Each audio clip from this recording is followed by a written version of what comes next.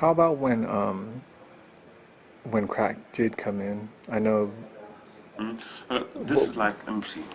If let me see. First, I'll tell you what was going on right before. Okay. There's another cat named Victor, and this guy's important because these guys were doing some really different waves, and I was the waving guy and the flexible guy doing these things. So that was my ticket. Like this waving stuff came really easy to me. So that's what I'm doing. I can't pop very good.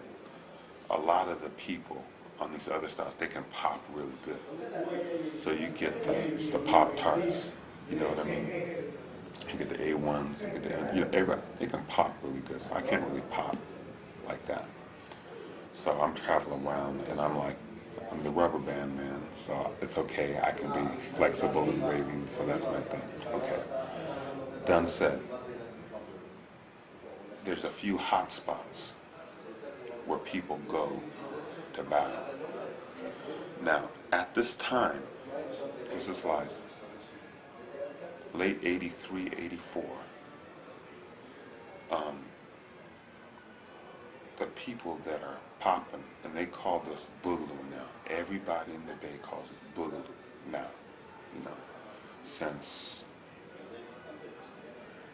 I remember like being in elementary school and hearing like, oh, you boogaloo, boogaloo, what's that? And like, they call this boogaloo now. It's called boogaloo. It's like, really? That what kind of name? Okay. And everybody calls this boogaloo now. You know what I mean? So there's a few other names. People are still strutting, Shields in Yarnell. God, people call it Shields when they came out. And so there's a few hot spots. So Pier 39 is one of the hot spots because that's where the tourists will go. That's where the street dancers will go to make the money from the tourists that would come to that spot. Another spot is UC Berkeley campus, Sproul Plaza.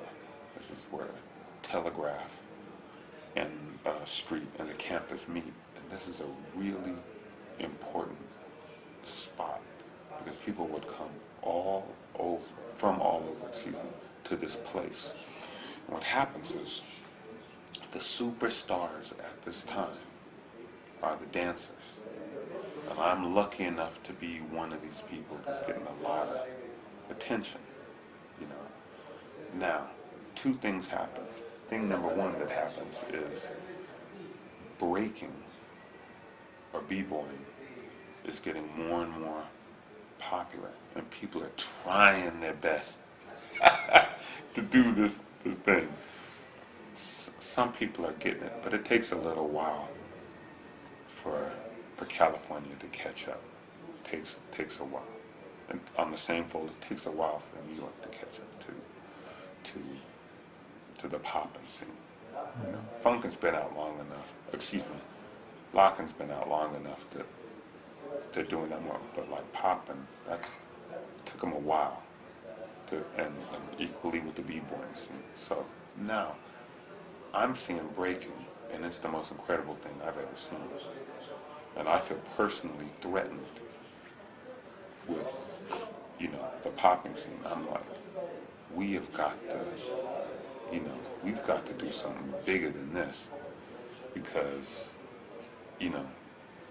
this finger tut ain't, it's not going to fare well after somebody's been like spinning. You can't beat that, So we're trying to go big now. Moves more flexible, ground moves, and this.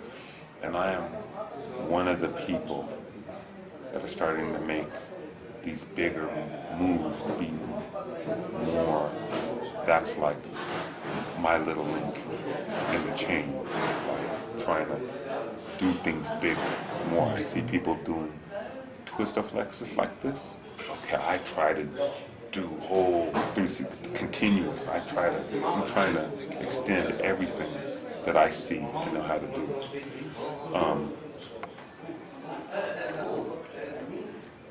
A few riots happened at the campus So people would just break into all the shops, you know.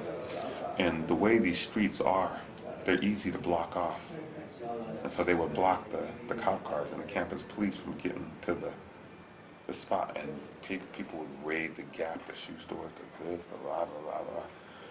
And slowly it becomes like this event. These battles were like people, the names, people with like such and such is going against such and such is becoming a bigger deal.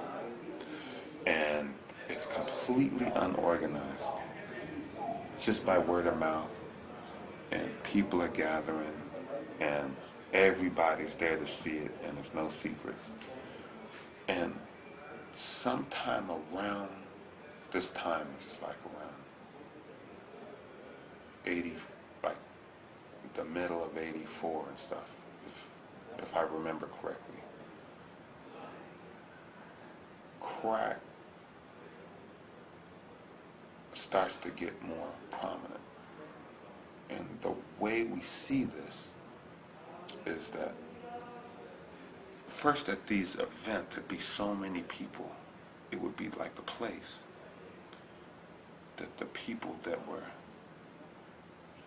dealing, you know what I mean, they'd want to show themselves in front of these crowds, and they'd have the gear, the cars, the Mustangs, they'd done up the sound systems, you know, and people were slick, they were dressing up, and it was like, okay, these dancers have been dancing on the ground, sweaty, getting dirty, and you got these clean cats, you know, like coming out, the troop jackets are out, you know what I mean, like nice big leather jackets, people are starting to, you know what I mean, it's like they're starting to, you know, starting to step up, and the attention starts going away from the dancers to, you know what I mean, to the cats, to the new stars, to these flashy cats that now can afford,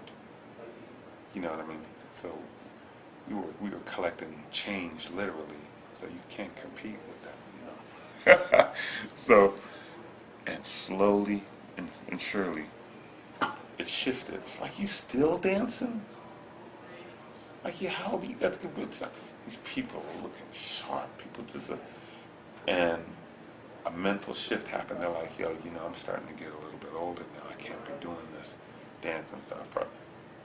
And zoom, in the matter of a half a year, that was that. You'd be dancing and stuff, you would get clowned. They're like, oh, you still working with them? People were getting clowned.